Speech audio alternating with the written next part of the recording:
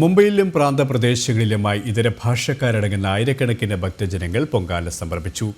നഗരത്തിലെ വിവിധ ഭാഗങ്ങളിലായി ഹൈന്ദവ സംഘടനകളുടെ നേതൃത്വത്തിലാണ് പൊങ്കാല സമർപ്പണം നടന്നത്. മുംബൈയിലും പ്രാന്തപ്രദേശങ്ങളിലുമായി ആയിരങ്ങളാണ് പ്രത്യാശയുടെയും ഐശ്വര്യത്തിന്റെയും പൊങ്കാലയ്ക്ക് തിരിതെളിച്ചത്.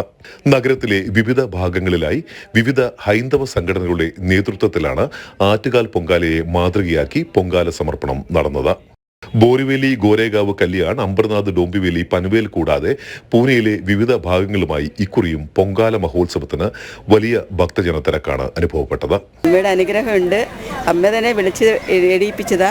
വളരെ സന്തോഷം. ലോകപ്രസിദ്ധമായ ആറ്റുകാൽ പൊങ്കാലയിൽ പ്രത്യേകം തയ്യാറാക്കിയ പണ്ടാരി അടുപ്പിൽ മേൽശാന്തി അഗ്നി പകർന്ന സമയത്ത് തന്നെയാണ് മുംബൈയിലെ വിവിധ ഭാഗങ്ങളിൽ നടന്ന പൊങ്കാല മഹോത്സവങ്ങളും തിരിതെളിയിച്ചത്.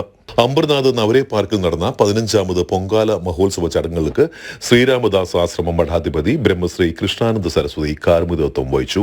അച്ഛൻ്റെ പേരിന് തപ്പിത്തടയുന്ന ഒരു കാലത്തിലേക്ക് നാം നീങ്ങുമ്പോൾ ആ കാലത്തിന് കടിഞ്ഞാണിട്ടുകൊണ്ട് അവർക്ക് ശേഷിയും ക്ഷേമുഷിയും കൊടുക്കുന്നതിനുള്ള ഒരു അടിത്തറ ഉണ്ടാക്കുന്നതിനാണ് നമ്മളിവിടെ ഇത് കൂടിയിരിക്കുന്നത്.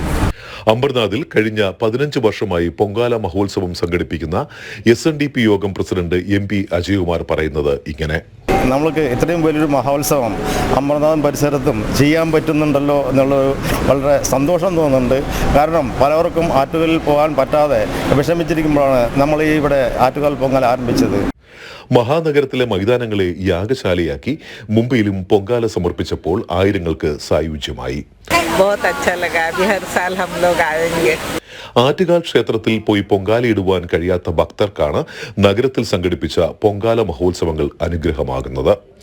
എല്ലാ വർഷവും വന്ന് പൊങ്കാല ഇട്ടില്ലെങ്കിലും പൊങ്കാല കാണാനായിട്ടും അമ്മയെ കാണാനായിട്ടും ഇത്തവണയും മനം നിറഞ്ഞ പുണ്യാനുഭവമായാണ് ഇതര ഭാഷക്കാരടങ്ങുന്ന ആയിരക്കണക്കിന് ഭക്തർ പൊങ്കാല സമർപ്പിച്ച് മടങ്ങിയത്.